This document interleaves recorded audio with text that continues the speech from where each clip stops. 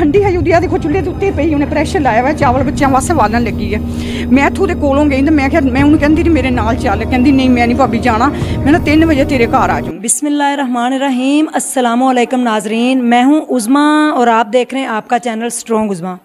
मियाँ बीवी का रिश्ता बड़ा अनमोल होता है और सबसे खूबसूरत रिश्ता है और सबसे नाजुक रिश्ता भी है। जब आप शादी करके आती हैं तो जो आपका ससुराल होता है वो आपका मैका होता है, आप उसको अपना मैका ही मान लेती हैं। लेकिन ससुराल वालों को जी ससुराल वालों को चाहिए कि वो भी दिल से एक्सेप्ट करें बच्चियों को और अपनी ही बेटियां समझें। आज मैं जिस घर के अंदर मौजूद हूँ ये अभी 4 घंटे पहले गहमो गहम था, खुशियाँ थी इस घर में, लेकिन अब ये घर मातम बन चुका है। इस घर में तकरीबन मातम का समा है।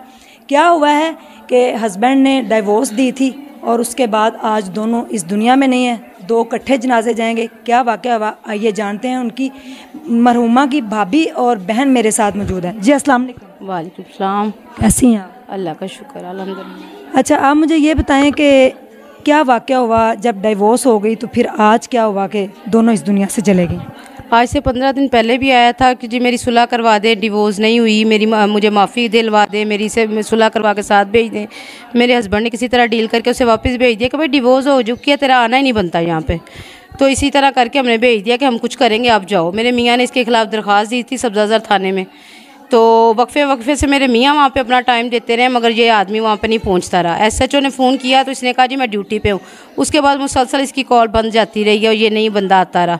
फिर उन्होंने SHO ने कहा है कि रात इसके अगर नहीं आता तो इसके खिलाफ़ पर्चा देके से उठवा लिया जाए, मगर ईद की छुट्टियों की वजह से ये काम नहीं हो सका। और आज तकरीबन 12:15 बजे के करीब अचानक से फायरिंग की आवाज़ आई है और ये बंदा आ गया। जब इतनी देर में हम पुलिस आई है, हम नीचे तक पहुँचे हैं तो इसने खुद को भी फायर मार चुका था और मेरी नंद को भी मार चुका था और मेरी देवरानी को भी जाते जाते ये ज़ख्मी करके गया। उसके भी बाजू पे फायर लगा हुआ है।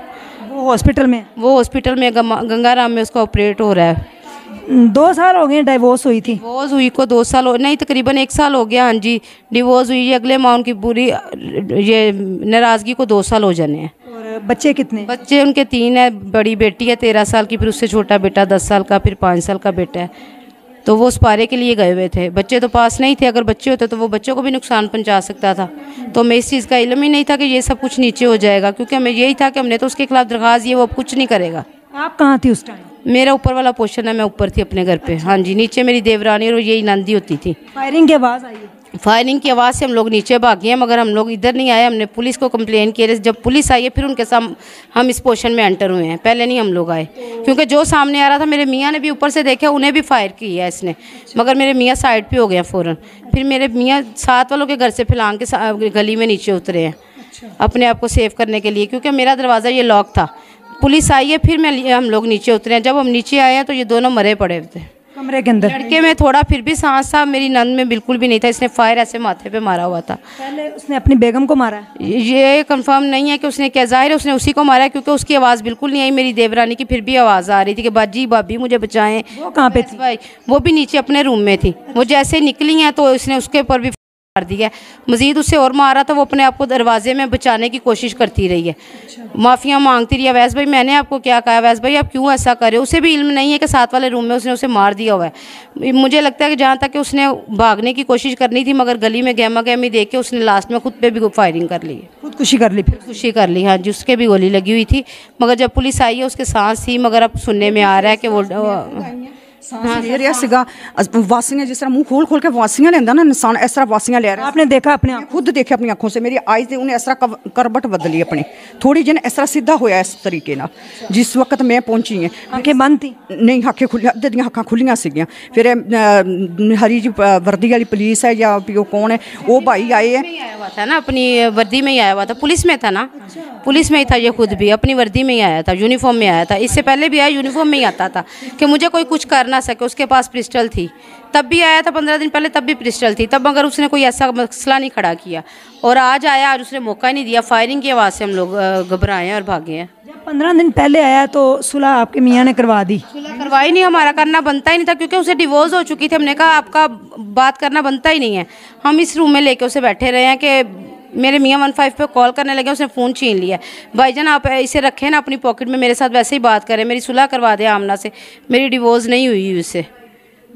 नशा करता था ना, आइस का नशा करता था, उसी वजह से इनके ये झगड़े शुरू हुए। वैसे वो लड़का नहीं था, ये 2-3 साल से वो नशे में उसने उसके कटिंग कर दी। हमें पता नहीं किसी तीसरे बंदे ने बताया कि आपकी लड़की के साथ बहुत ज़्यादा जुल्म हो रहा है, ये बहुत उसके साथ।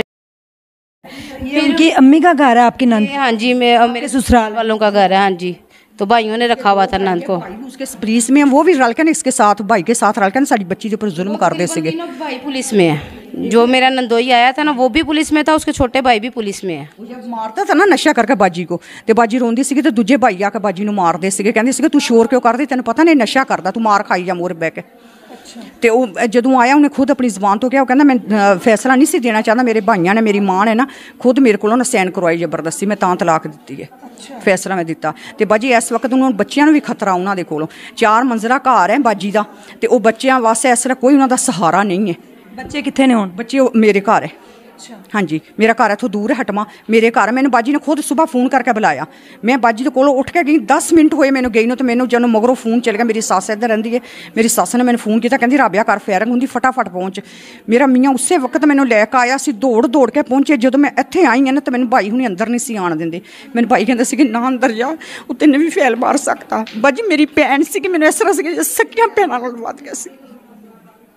ਇੰਨੀ ਅੱਛੀ ਇੰਨੀ ਕਿ नेक सी, अपनी मेहनत करती सी, अपने बच्चे पालती सी, किसी को कुछ भी नहीं सी लेंदी। काम क्या करती थी? जुतियों की फैंसी जुत्ती नहीं, उसकी शीटें बनाती थी, मैं खुद बनाती हूँ, वो भी बनाती थी। ऐसी जुतियों की शीटें बना के अपनी मेहनत करके ना अपने बच्चे पाल रही सी, किसी को कुछ भी नहीं सी लेंदी, किसी को 1 रुपया भी नहीं सी लेंदी हैगी। वो बेचारी अपनी मेहनत करके कोई भैन भरा थोड़ा बहुत हाथ पल्ला बनाते थे, बकाया अपने खुद अपने बच्चे पाल रही सी। ਇੰਨੀ ਅੱਛੀ ਇੰਨੀ नेक सी, कभी उन्हें किसी ने चंगी माड़ी नहीं सी की, इन्ना प्यार करने वाली सी। तेनू दे बच्चे मैं उन्हें कहा भी बड़ा बीबा जी मेरे साथ चलो, कहती मैंने अजन रक्साना बाजी बड़ा डर लग रहा। मैं किस चीज़ तो डर लगता, कहती मैंने इस तरह महसूस होंगे भी जिस तरह वैसे मैंने मार दूगा। मैं कहा हाँ जी सुबह की गल है, मैं कहा क्यों पागल हो गई उन्हें कि भाई ने दरखास्त है, कहती पता नहीं क्या, मैंने डर बहुत लग रहा। ਇਹ ਹੰਡੀ ਹੈ ਉਹਦੀ, ਆ ਦੇਖੋ ਚੁੱਲ੍ਹੇ ਦੇ ਉੱਤੇ ਪਈ, ਉਹਨੇ ਪ੍ਰੈਸ਼ਰ ਲਾਇਆ ਵਾ, ਚਾਵਲ ਬੱਚਿਆਂ ਵਾਸਤੇ ਵਾਲਣ ਲੱਗੀ ਹੈ।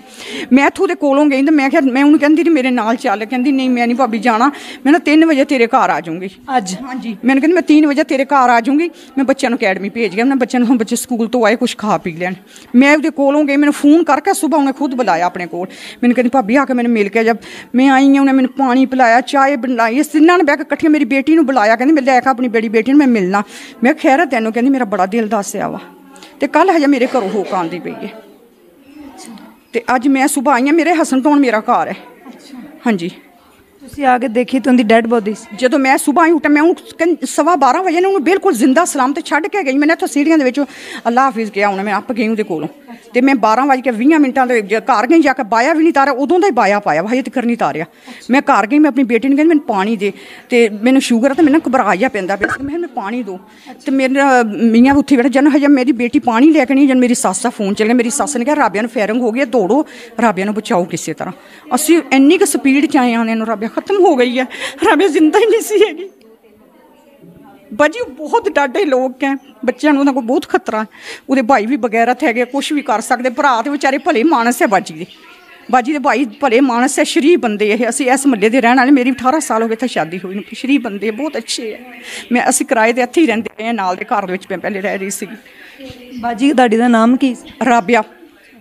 ਰਾਬਿਆ ਉਹਦੇ ਬਾਲਦ ਦਾ नाम ਸੀਗਾ जमील मोहम्मद साहब, और उनके मियाँ का नाम अवैस। वैस जी आपने जानी स्टोरी के गुस्से के अंदर शोहर ने डाइवोर्स दे दी थी, लेकिन वो इस बात को एक्सेप्ट नहीं कर रहा था, और आज 2 साल के बाद आके उसने ख़ुद को और अपनी बेगम को हमेशा के लिए सुला दिया, और बेगम उसकी इस दुनिया में नहीं है। 3 बच्चे हैं उनके, जो बेचारे इस टाइम डरे और सहमे हुए हैं, और अपनी खाला के घर हैं, और वो इस दुनिया में नहीं है। पोस्ट और मियाँ बीवी का इतना उनको यानी कि शिद्दत का हस्बैंड को गुस्सा था कि उन्होंने आके अपनी बेगम को जो है ना, वो अपने उनके ही घर में, अपने वालिदैन के घर में जूतों की शीटें बनाने वाली जो औरत थी, उसको हमेशा के लिए अपने बच्चों से भी जुदा कर दिया, और अपने आप से।